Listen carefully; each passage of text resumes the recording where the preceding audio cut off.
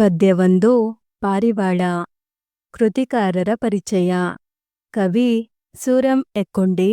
ಪೂರ್ಣ ಹೆಸರು ಸುಬ್ಬಣ್ಣ ರಂಗಣ್ಣ ಎಕ್ಕುಂಡಿ. ಜನನ 1923. ಸ್ಥಳ ಹಾವೇರಿ ಜಿಲ್ಲೆಯ ರಾಣೆಬೆನ್ನೂರು. ಕೃತಿಗಳು: ಶ್ರೀ ಆನಂದ ತೀರ್ಥರು, ಸಂತಾನ, ಹಾವಾಡಿಗರ ಹುಡುಗ, ಮತ್ಸ್ಯಗಂಧಿ, ಬಳುಕದ ಹೂಗಳು, ಕವನ ಸಂಕಲನಗಳು. ನೆರಳು ಕಥಾ ಸಂಕಲನ. ಪ್ರತಿಬಿಂಬಗಳು ಕಾದಂಬರಿ. ಪ್ರಶಸ್ತಿ: ಸೋವಿಯತ್ ಲ್ಯಾಂಡ್ನ ನೆಹರು ಪುರಸ್ಕಾರ, ಕರ್ನಾಟಕ ಸಾಹಿತ್ಯ ಅಕಾಡೆಮಿ ಬಹುಮಾನ, ಕೇಂದ್ರ ಸಾಹಿತ್ಯ ಅಕಾಡೆಮಿ ಪುರಸ್ಕಾರ ದೊರೆತಿದೆ. ನಿಧನ 1995. ಆಕರ ಗ್ರಂಥ. ಪ್ರಸ್ತುತ ಪಾರಿವಾಳ ಪದ್ಯವನ್ನು ಸೂರಂ ಎಕ್ಕುಂಡಿ ಅವರ ಸಮಗ್ರ ಕಥನ ಸಂಕಲನಗಳು ಎಂಬ ಕೃತಿಯಿಂದ ಆರಿಸಲಾಗಿದೆ. ಒಂದು ವಾಕ್ಯ. ಮುದ್ದು ಪಾರಿವಾಳಗಳ ಜೋಡಿ ಎಲ್ಲಿ ಸಂಸಾರ ಹೂಡಿದ್ದವೋ. ಮುದ್ದು ಪಾರಿವಾಳಗಳ ಜೋಡಿ ದಟ್ಟ ಕಾಡಿನಲ್ಲೊಂದು ಹೆಮ್ಮರದ ಹೊದರಿನಲ್ಲಿ ಸಂಸಾರ ಹೂಡಿದ್ದವೋ. ಜೋಡಿ ಪಾರಿವಾಳಗಳು ಹೇಗೆ ಬಾಳುತ್ತಿದ್ದವೋ. ಜೋಡಿ ಪಾರಿವಾಳಗಳು ಹಗಲಿರುಳು ಜೊತೆಗೂಡಿ ಬಾಳುತ್ತಿದ್ದವೋ. ಬಲೆಯಲ್ಲಿದ್ದ ಮರಿಗಳು ಹೊರಗೆ ಬರಲು ಏನು ಮಾಡಿದವೋ. ಬಲೆಯಲ್ಲಿದ್ದ ಮರಿಗಳು ಹೊರಗೆ ಬರಲು ಕಿರುಚತೊಡಗಿದವೋ. ಏನನ್ನು ತೊರೆದು ಬಾಳಬೇಕೋ. ವ್ಯಾಮೋಹವನ್ನು ತೊರೆದು ಬಾಳಬೇಕೋ. 3-4 ವಾಕ್ಯ. ಪಾರಿವಾಳಗಳ ಆನಂದಕ್ಕೆ ಕಾರಣವೇನೋ. ಒಂದು ದಟ್ಟ ಕಾಡಿನಲ್ಲಿದ್ದ ಹೆಮ್ಮರದ ಹೊದರಿನಲ್ಲಿ ಮುದ್ದು ಪಾರಿವಾಳಗಳ ಜೋಡಿ ವಾಸವಾಗಿದ್ದವೋ. ಜೋಡಿ ಪಾರಿವಾಳಗಳು ಎಂದಿಗೂ ಒಂದನ್ನೊಂದು ಹಗಲಿರುಳು ಬಿಟ್ಟಿರದೆ ಜೊತೆಗೂಡಿ ಬಾಳಿದವೋ. ಕಾಲಾಂತರದಲ್ಲಿ ಹೊದರಿನಲ್ಲಿ ಪುಟ್ಟ ಮರಿಗಳ ಮಧುರ ಸದ್ದು ಕೇಳಿತೋ. ಆ ಪುಟ್ಟ ಪಾರಿವಾಳಗಳ ಮಧುರವಾದ ಮಾತನ್ನು ಕೇಳಿ ಜೋಡಿ ಪಾರಿವಾಳಗಳಿಗೆ ಮತ್ತಷ್ಟು ಸಂತೋಷವಾಯಿತೋ. ಬೇಡ ಏನು ಮಾಡಿದನೋ. ಕಾಡಿನ ಹೆಮ್ಮರದ ಹೊದರಿನಲ್ಲಿ ಪಾರಿವಾಳಗಳ ಜೋಡಿ ತನ್ನ ಪುಟ್ಟ ಮರಿಗಳ ಜೊತೆಗೆ ಆನಂದದಿಂದ ಬಾಳುತ್ತಿದ್ದವೋ. ಇದನ್ನು ನೋಡಿ ಬೇಡನೊಬ್ಬನು ಬಲೆಯ ಹರಡಿದನೋ. ಈ ಬಲೆಯಲ್ಲಿ ಮೊದಲು ಪುಟ್ಟ ಮರಿಗಳು ಹಾರಿ ಸಿಲುಕಿ ಹಾಕಿಕೊಂಡವೋ. ಮರಿಪಾರಿವಾಳಗಳ ಸ್ಥಿತಿಯನ್ನು ಕಂಡು ತಾಯಿ ಪಾರಿವಾಳ ಬಲೆಗೆ ಧುಮುಕಿತೋ. ಹೆಂಡತಿಯನ್ನು ಬಿಟ್ಟಿರಲಾರದೆ ಗಂಡು ಪಾರಿವಾಳವೂ ಸಹ ಬಲೆಯಲ್ಲಿ ಬಿದ್ದಿತೋ.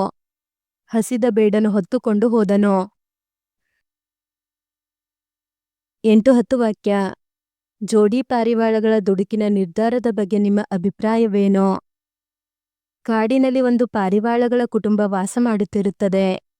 ಇವುಗಳು ಆನಂದದಿಂದ ತನ್ನ ಮರಿಪಾರಿವಾಳಗಳೊಂದಿಗೆ ಬಾಳುತ್ತಿರುವ ಸಂದರ್ಭದಲ್ಲಿ ಬೇಡನೊಬ್ಬನು ಬಂದು ಬಲೆಯನ್ನು ಬೀಸುತ್ತಾನೆ. ಈ ಬಲೆಯಲ್ಲಿ ಮೊದಲು ಮರಿಪಾರಿವಾಳಗಳು ಬೀಳುತ್ತವೆ. ತನ್ನ ಮಕ್ಕಳು ಬಲೆಯಲ್ಲಿ ಬಿದ್ದಿರುವುದನ್ನು ನೋಡಿ ತಾಯಿ ಪಾರಿವಾಳವೂ ಸಹ ಬಲೆಯಲ್ಲಿ ಬೀಳುತ್ತದೆ. ಹೆಂಡತಿ ಪಾರಿವಾಳ ಮತ್ತು ಮಕ್ಕಳು ಪಾರಿವಾಳಗಳು ಬಲೆಯಲ್ಲಿ ಬಿದ್ದಿರುವುದನ್ನು ನೋಡಿ ಗಂಡು ಪಾರಿವಾಳವೂ ಸಹ ಬಲೆಯಲ್ಲಿ ಬೀಳುತ್ತದೆ. ಈ ರೀತಿ ಎಲ್ಲಾ ಪಾರಿವಾಳಗಳು ದುಡುಕಿನ ನಿರ್ಧಾರವನ್ನು ತೆಗೆದುಕೊಂಡು ಬಲೆಯಲ್ಲಿ ಬೀಳಬಾರದಿತ್ತು. ಮರಿಪಾರಿವಾಳಗಳು ಬಲೆಯಲ್ಲಿ ಬಿದ್ದಾಗ ತಾಯಿ ಪಾರಿವಾಳವು ವಿವೇಕದಿಂದ ಯೋಚಿಸಿ, ನಾನು ಬಲೆಯಲ್ಲಿ ಬಿದ್ದರೆ ಮರಿಪಾರಿವಾಳಗಳನ್ನು ಕಾಪಾಡಲು ಸಾಧ್ಯವೇ ಎಂದು ಯೋಚಿಸಿದ್ದರೆ ತಾನು ಬದುಕುಳಿಯಬಹುದಿತ್ತು.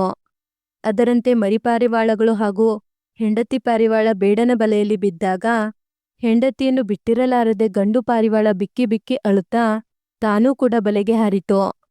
ಅದಕ್ಕಾಗಿ ಕಾಯುತ್ತಿದ್ದ ಬೇಡ ಅವುಗಳನ್ನು ಹೊತ್ತುಕೊಂಡು ಹೋದನು. ವ್ಯಾಮೋಹವನ್ನು ತೊರೆದು ಬಾಳಬೇಕು. ಏನೇ ಬಂದರೂ ತಾಳ್ಮೆಯಿಂದ ಯೋಚಿಸಿ ಕಾರ್ಯಸಾಧನೆ ಮಾಡಬೇಕು. ಇದೇ ನಮ್ಮ ಅಭಿಪ್ರಾಯವಾಗಿದೆ.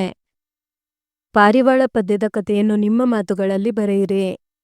ಒಂದು ದಟ್ಟವಾದ ಕಾಡಿನ ಹೆಮ್ಮರದ ಹೊದರಿನಲ್ಲಿ ಮುದ್ದು ಪಾರಿವಾಳಗಳ ಜೋಡಿ ಸುಖದಿಂದ ಬಾಳುತ್ತಿದ್ದವೋ. ಈ ಪಾರಿವಾಳಗಳ ಜೋಡಿ ಹಗಲಿರುಳು ಒಂದನ್ನೊಂದು ಬಿಟ್ಟಿರದೆ ಸಂತೋಷವಾಗಿ ಕೂಡಿ ಬಾಳುತ್ತಿದ್ದವೋ. ಈ ಪುಟ್ಟ ಸಂಸಾರದಲ್ಲಿ ಸುಖ ಸಂತೋಷ ಆನಂದ ಮನೆ ಮಾಡಿತ್ತೋ. ಈ ಗೂಡಿನಲ್ಲಿ ಮೊಟ್ಟೆ ಎಡೆದು ತನ್ನ ಮರಿಪಾರಿವಾಳಗಳನ್ನು ನೋಡಿ ಅವುಗಳ ಸಂತೋಷ ಇಮ್ಮಡಿಯಾಯಿತೋ.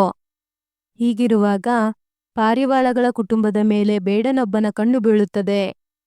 ಈ ಬೇಡನು ಬಂದು ಬಲೆಯನ್ನು ಹಾಕಿದಾಗ ಆ ಬಲೆಯಲ್ಲಿ ಮೊದಲು ಮರಿಪಾರಿವಾಳಗಳು ಸಿಲುಕಿದವೋ. ಬಲೆಯಿಂದ ಹೊರಬರಲು ಕಿರಿಚತೊಡಗಿದವೋ. ಬಲೆಯಲ್ಲಿ ಬಿದ್ದು ಕಷ್ಟಪಡುವುದನ್ನು ನೋಡಿದ ತಾಯಿ ಪಾರಿವಾಳ ಸ್ವಲ್ಪವೂ ಯೋಚಿಸದೆ ತಡಮಾಡದೆ ಬಲೆಯಲ್ಲಿ ಬಿದ್ದಿತೋ. ಹೆಂಡತಿ ಮಕ್ಕಳ ಮೇಲಿನ ವ್ಯಾಮೋಹದಿಂದ ವಿವೇಕ ಕಳೆದುಕೊಂಡು ಗಂಡು ಪಾರಿವಾಳವೂ ಸಹ ಬಲೆಯಲ್ಲಿ ಬಿದ್ದಿತೋ. ಬೇಡನಿಗೆ ಲಾಭವೇ ಆಯಿತೋ.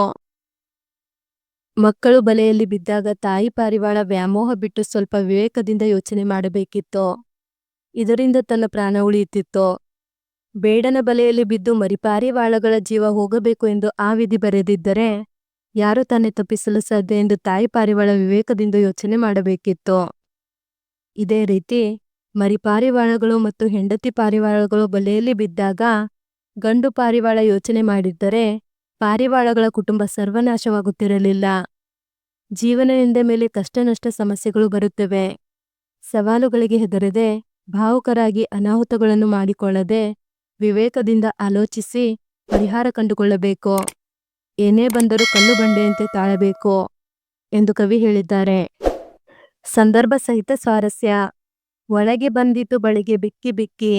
ಆಯ್ಕೆ: ಈ ವಾಕ್ಯವನ್ನು ಸೂರಂ ಎಕ್ಕುಂಡಿಯವರ ಸಮಗ್ರ ಕಥನ ಕವನಗಳು ಎಂಬ ಕೃತಿಯಿಂದ ಆಯ್ದ ಪಾರಿವಾಳ ಎಂಬ ಪದ್ಯ ಭಾಗದಿಂದ ಆರಿಸಲಾಗಿದೆ. ಸಂದರ್ಭ: ಬೇಡನು ಹಾಕಿದ ಬಲೆಗೆ ಮೊದಲು ಮರಿಪಾರಿವಾಳಗಳು ಬೀಳುತ್ತವೆ. ಇದನ್ನು ನೋಡಿದ ತಾಯಿ ಪಾರಿವಾಳವು ಸಹ ಮಮತೆ ವಾತ್ಸಲ್ಯದಿಂದ ಆ ಬಲೆಗೆ ಪುನಃ ಬೀಳುತ್ತದೆ. ಹೆಂಡತಿ ಮಕ್ಕಳು ಬಲೆಯಲ್ಲಿ ಬಿದ್ದ ದುಃಖವನ್ನು ತಾಳಲಾರದೆ ಗಂಡು ಪಾರಿವಾಳವು ಸಹ ಬಲೆಯಲ್ಲಿ ಬಿದ್ದ ಸಂದರ್ಭದಲ್ಲಿ ಈ ಮಾತನ್ನು ಕವಿ ಹೇಳಿದ್ದಾರೆ. ಸ್ವಾರಸ್ಯ: ಮರಿಗಳ ಮೇಲಿನ ಕುರುಡು ವಾತ್ಸಲ್ಯ ಮಮತೆಯಿಂದ ತಾಯಿ ಪಾರಿವಾಳ ಹಾಗೂ ತಂದೆ ಪಾರಿವಾಳ ಬಲೆಯಲ್ಲಿ ಬಿದ್ದು ಇಡೀ ಪಾರಿವಾಳದ ಕುಟುಂಬವೇ ಸರ್ವನಾಶವಾಗಿರುವುದು ಸ್ವಾರಸ್ಯಕರವಾಗಿದೆ. ಮೋಹ ಮುಸುಕಿದ ಬುದ್ಧಿ ಸರ್ವನಾಶದ ಸಿದ್ಧಿ. ಆಯ್ಕೆ: ಈ ವಾಕ್ಯವನ್ನು ಸೂರಂ ಎಕ್ಕುಂಡಿಯವರ ಸಮಗ್ರ ಕಥನ ಕವನಗಳು ಎಂಬ ಕೃತಿಯಿಂದ ಆಯ್ದ ಪಾರಿವಾಳ ಎಂಬ ಪದ್ಯ ಭಾಗದಿಂದ ಆರಿಸಲಾಗಿದೆ. ಸಂದರ್ಭ: ಬೇಡನು ಹಾಕಿದ ಬಲೆಗೆ ಸಿಲುಕಿದ ಪುಟ್ಟ ಮರಿಗಳನ್ನು ಕಂಡ ತಂದೆ ತಾಯಿ ಪಾರಿವಾಳಗಳು ಕುರುಡು ವಾತ್ಸಲ್ಯದಿಂದ ಅವಿವೇಕದಿಂದ ತಾವು ಬಲೆಗೆ ಸಿಲುಕಿ ಬೇಡನ ಪಾಲಾಗುತ್ತವೆ. ಮೋಹ ಎಂಬುದು ಸರ್ವನಾಶಕ್ಕೆ ಕಾರಣ. ವ್ಯಾಮೋಹ ತೊರೆದು ತಾಳ್ಮೆಯಿಂದ ಯೋಚಿಸಿ ಕಾರ್ಯಸಾಧನೆ ಮಾಡಬೇಕು ಎಂದು ಹೇಳುವ ಸಂದರ್ಭದಲ್ಲಿ ಈ ಮಾತು ಬಂದಿದೆ. ಸ್ವಾರಸ್ಯ: ಮಕ್ಕಳು ಮರಿ ಹೆಂಡತಿ ನನ್ನ ಕುಟುಂಬ ಎಂಬ ವ್ಯಾಮೋಹದಿಂದ ಬದುಕಿದರೆ ಇಡೀ ಕುಟುಂಬವೇ ಸರ್ವನಾಶವಾಗುತ್ತದೆ ಎಂಬುದನ್ನು ಕವಿ ಸ್ವಾರಸ್ಯಕರವಾಗಿ ಹೇಳಿದ್ದಾರೆ. ಧನ್ಯವಾದಗಳು. ಈ ವಿಡಿಯೋನ ಒಂದೆರಡು ಬಾರಿ ನೋಡಿ ಹಾಗೂ ಪರೀಕ್ಷೆಗಳಲ್ಲಿ ಅತಿ ಹೆಚ್ಚಿನ ಅಂಕಗಳನ್ನು ಗಳಿಸಿರಿ.